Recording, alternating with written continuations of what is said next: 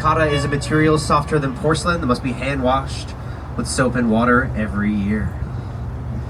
Now, looking at this beautiful Wrigley building, it's such a good example of what we were doing with architecture in the US in the early 1920s, which was often copying a lot of these European styles of architecture.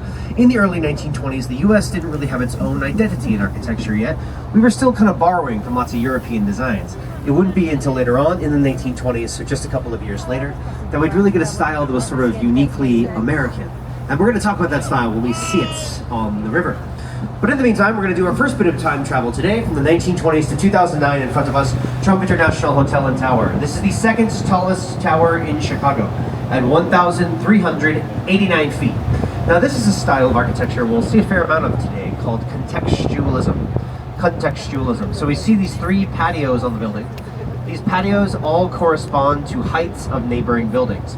The first patio corresponds to the roof of the Wrigley building, the one that we just spoke about. That second patio corresponds to the height of this dome building across the river on the left, called the Jewelers Building, that we'll talk about later. And then the third patio, way up there, corresponds to the height of this black building behind it, the box building right there, called the AMA Plaza. But that's the idea of contextualism. It is a site-specific design, custom-made for its environment. You're trying to kind of fit in with other buildings that surround you. Now, it was completed